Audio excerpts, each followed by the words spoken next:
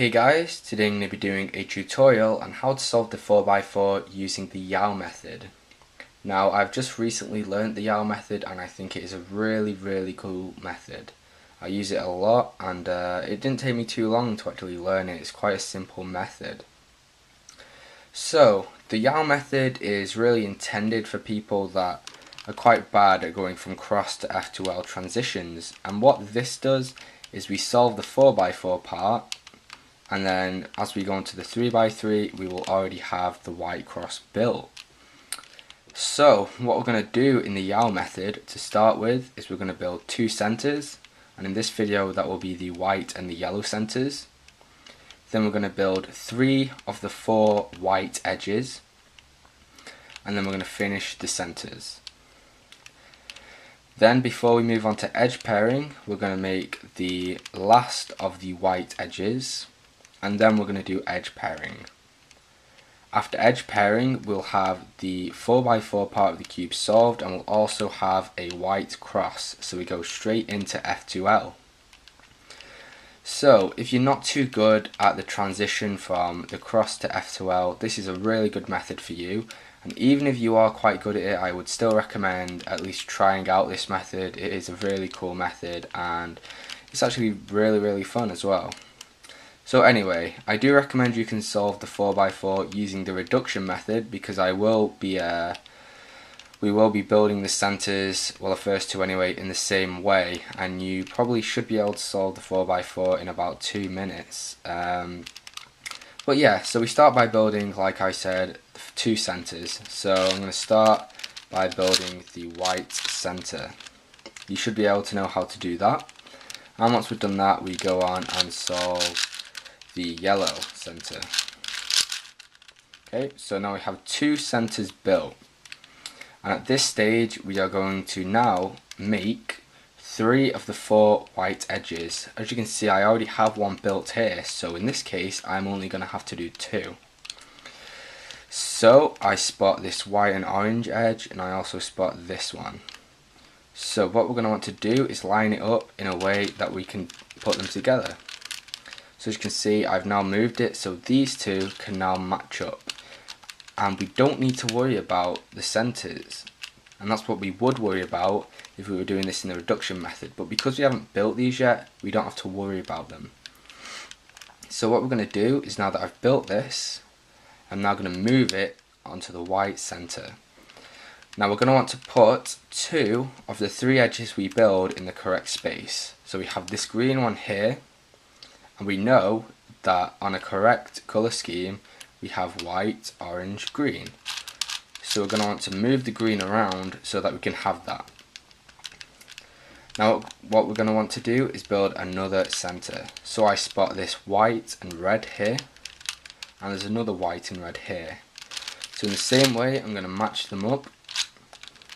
And again, we don't need to worry about the centers. And you should know how to match them up from using the reduction method. As I said, we only put 2 of the 3 edges we build in the correct place, and I'll explain why later. But that means that once we've built the 3rd edge, we're going to want to put it in the wrong place. So the right place to put it would be here, but because we're not putting it in the right place, we're going to want to move it across and put it in the wrong place, so it's next to the orange. Now you might build the edges in a different order, but you will need to remember which edge you did incorrectly. So now that we've built those 3 edges and we have 2 centers done, we're going to want to build the rest of the centers. Now this is the hardest part of Yao, I think, for most people, and it definitely was for me, but you do get used to it quite quickly and then it's not very hard. So what we're going to want to do is hold the white center with the edges we have solved correctly on our left side. And we're going to have the space where there's no solved edge on the U layer. And what we're going to want to do is build the edges using only these layers and the U layer. Now this might seem a bit confusing at first, but like I said, you do get used to it quite quickly. So I always solve the red center first, but however you can do whichever order you want, as long as you remember to keep the correct color scheme. So I see a red here and a red here, so how can I match these two up? Only using these layers and the U layer. Well, this is quite simple. I can simply move the U and we have it here. So so we need to find another 2 reds, and there's 2 down here. But what we want to be careful of is not breaking up this edge and not messing up these edges. So I need to bring this one up here to where this empty space is, and then we can rotate it and match these up while keeping this in the correct place. But how are we going to get this up to here without messing it up or messing up these edges? Well, if we move it up to the empty space, rotate it, and then bring the red down, we now have the red one solved. Like I said, this can get very confusing, but it is very intuitive and you do get used to it. So I know that next to red we have blue, and that's why I always solve red first. It goes red, blue, orange, green, and I always solve in that order. Now for blue, we've got quite lucky here because we have 3 of the 4 pieces, which means we only have 1 more to do, and if we find that, it's up here. So what we need to do is rotate this into the correct position so we can easily get it down here. So what we do this time is we move the right layer down, so now we can rotate this layer freely.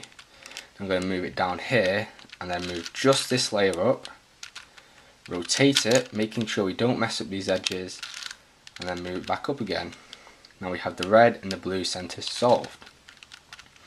So finally we have the orange and the green, and most of the time we have them in blocks of 2, but sometimes we do have them in diagonals. Like I said, it is intuitive, and if you can't do it at first, just play around with it a bit and you will get it eventually. So this is very easy to do. We can simply move the right side down and then switch it around and put them in the correct place without having to worry about this. So then you have all your centers solved. You may be very slow at this to start with, but again, you will speed up at it and you will get better at it. So now that we've got all this solved, we are now going to want to solve the last white edge. So to do this, we're going to find them. So we have 1 white and blue here, and the other one over here, and we're going to want to line them up. Notice how I moved this empty space in the way of rotating, because if I was to move up the blue here, we would have moved this out of the way. And one thing we need to be very careful of is not messing up what we've already built. So now we need to remember that we made the white and the red and we put that one in the wrong place. So we're going to match up the colours, and then we're going to move this edge up. But here's the tricky part, we are going to move this white and blue into the red and orange place. Now the reason we do this is because we put the red in the wrong place, so that we could easily move it out, turn it out the way and put it back in again, and then we can easily slice and we have it done. If we'd put the red in the correct place, however, we would have had to kick out one of the correct edges, and then we would have had to start again. So by putting one in the wrong place, we can kick that out and put it into its correct place and continue. So now we have the white cross done, and just by luck we have some of the corners in already, but we don't need to worry about that until the 3x3 solve. So now that we've finished that, we now move on to the edge pairing. So this, if you use beginner's edge pairing, this is a lot different. And if you use different types of advanced edge pairing, you may be new to this, but you might also know what to do already. Now obviously we have 4 edges already solved, so that leaves only 9 edges left.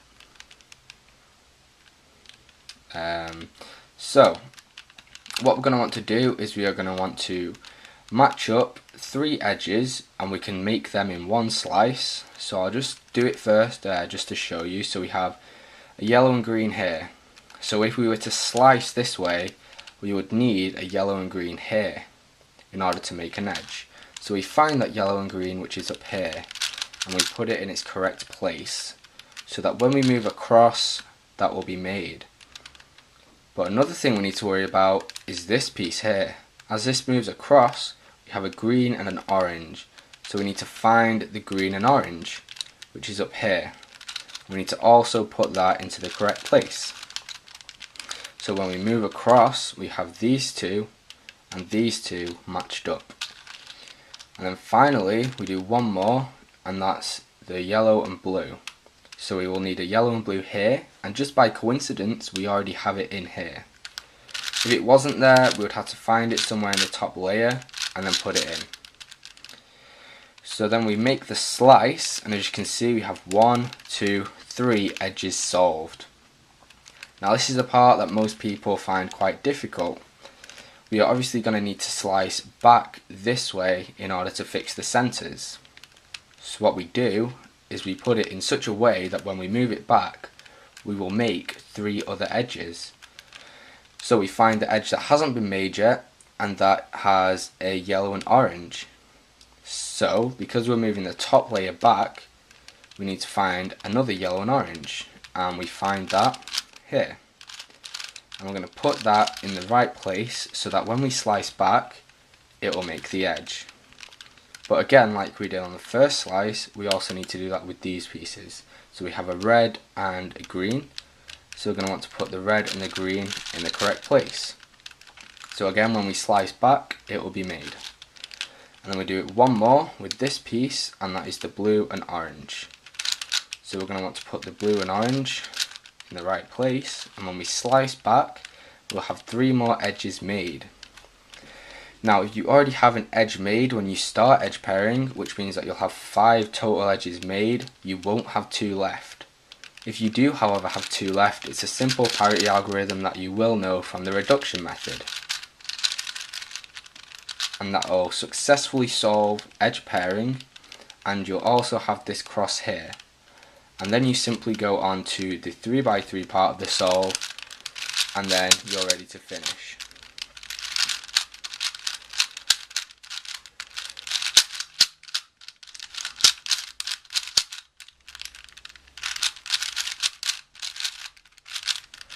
Do bear in mind that you will still run into parity on the 3x3 part of the solve, and you will need to know the algorithm for it if you don't.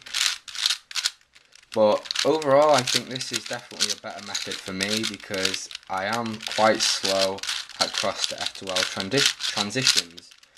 Again, like I said, if you can do cross to F2L quite quickly, I still recommend trying out this method. I was getting about 2 minutes to 2.5 minutes on reduction method, and then when I started this, I started getting 1.5 minutes. So it is a really good and interesting method. Anyway, I hope you have found this tutorial helpful. If you guys need any more help, for example like a walkthrough solve or something, I'd be happy to help. Just leave a comment or personal message me and I'll make that video in the future. Anyway guys, thanks a lot for watching, and I'll see you in the next video.